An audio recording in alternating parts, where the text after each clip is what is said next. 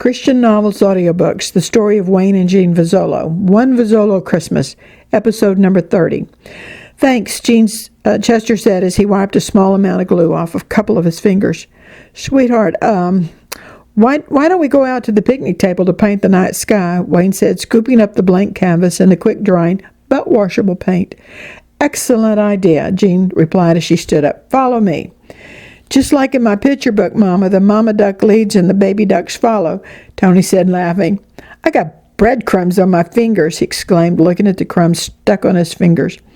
Tony, your fingers are just getting a little snack before supper, that's all, Chester said, laughing and patting on the back with one of his bread wrapper-cloaked hands.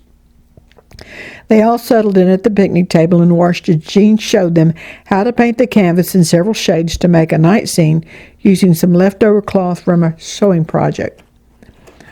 Honey, would you please go grab a couple of cotton swabs and cut the ends off? The boys can dab the tiny ends into the silver paint and make a million tiny stars, Jean said. Soon Wayne was back outside with 2 cotton swabs. He took his pocket knife and cut the ends off of both of them. He also brought some more wet washcloths. The 2 boys followed Jean's directions, and soon the canvas was covered. As Jean removed Tony's rubber bands and peeled Tony's bags off inside out, Chester did the same. Jean stuffed Tony's bread wrapper bags inside Chester's. Now, she said, let's go eat supper in the mess hall while the dark sky dries real good. We're eating leftovers. No, they're planned-overs, and we're using paper plates.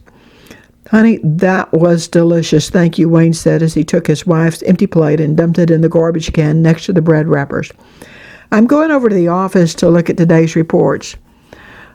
Look out on Vozzolo Produce. The evening shift is out there and the lights just came on, and wow, I have a hard time believing what I'm seeing.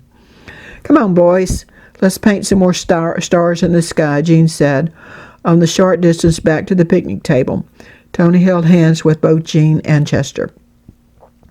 Wayne entered the office and shut the door behind him, and then into his and Jean's inner office and also shut that door.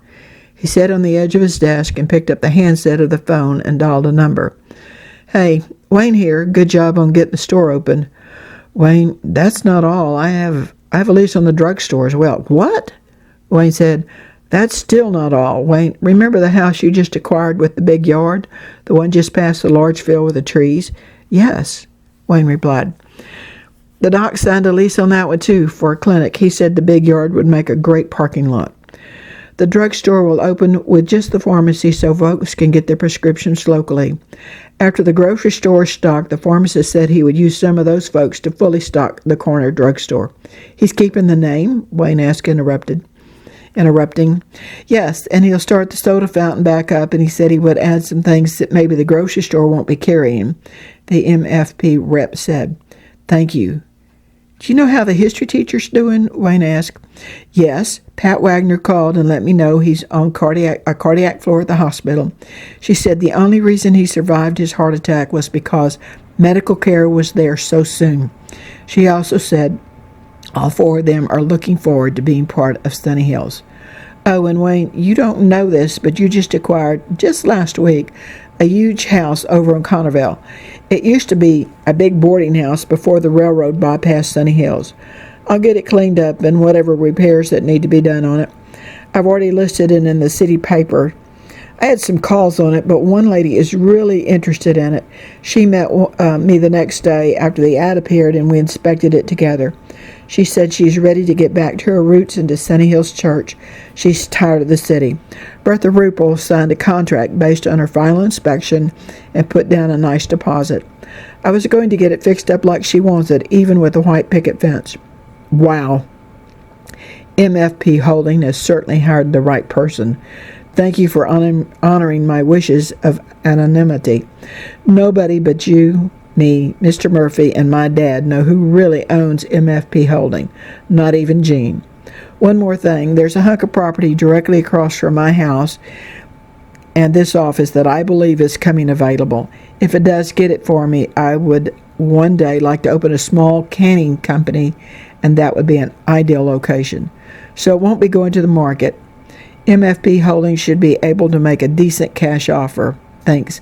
I got to look at some reports and get back to the house. Wayne hung up the phone and offered a prayer of thanksgiving.